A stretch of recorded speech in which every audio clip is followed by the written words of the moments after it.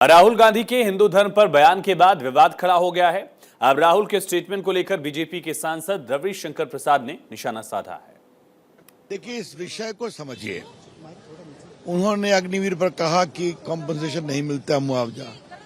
माननीय रक्षा मंत्री जी ने खुलकर उसका विरोध किया, काम मिलता है।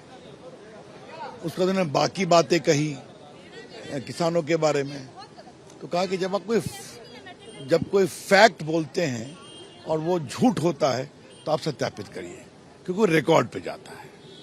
इसीलिए बाद में माननीय अमित शाह जी ने कहा कि ये इसको सत्यापित करें।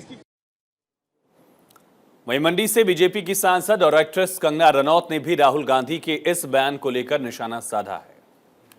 राहुल जी को जैसे मैंने कहा है, वो एक स्टैंड अप कॉमेडियन एक्ट था, क्योंकि उन्होंने जितने हमारे देवी देवता हैं, जितने भी हमारे भगवान हैं, सबको जो है कांग्रेस का ब्रांड एम्बेसडर बना दिया। उन्होंने कहा जो उन्होंने आशीर्वाद में हाथ उठाया है, वो एक्चुअली में जो शिवजी जी ने हाथ उठाया है वो कांग्रेस वाला हाथ है। ये उनके बयान है, ये उनका भाषण था। तो खैर हम तो लोग हंस ही रहे थे। उन्होंने ये भी कहा कि जो अल्लाह की दुआ में हाथ उठाते हैं वो भी कांग्रेस का हाथ है। तो आज जो भी हाथ उठाते हैं भगवान, उन्होंने सबको जो है कांग्रेस का प्रचारक बना दिया और उन्होंने कई आपत्तियां जताई। सबसे बड़ा उनका जो गिला शिकवा था प्रधानमंत्री जी से कि जब वो आते हैं, जब राजा साहब आते हैं, राजा बेटा जैसे मैं उनको बुलाती हूँ, तो वो प्रधानमंत्री जी जो है वो खड़े होकर उनको नमस्ते नहीं करते। तो ये उनका गिला शिकवा था। तो आप समझ सकते हैं किस तरह का वो स्टैंड अप कॉमेडी एक्ट था। वहीं कुरुक्षेत्र से बीजेपी के सांसद नवीन जिंदल ने भी राहुल गांधी के इस बयान को लेकर कांग्रेस को घेरा है।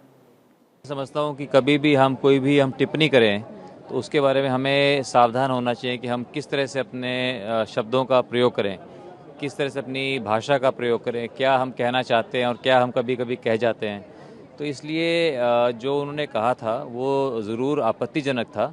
मैं ये नहीं कह सकता वो उनकी ऐसी मंशा रही कि नहीं रही, उनकी इंटेंशन हो सकता है ख़राब नहीं हो, लेकिन जो उन्होंने कहा था वो ज़रूर आपत्तिजनक था।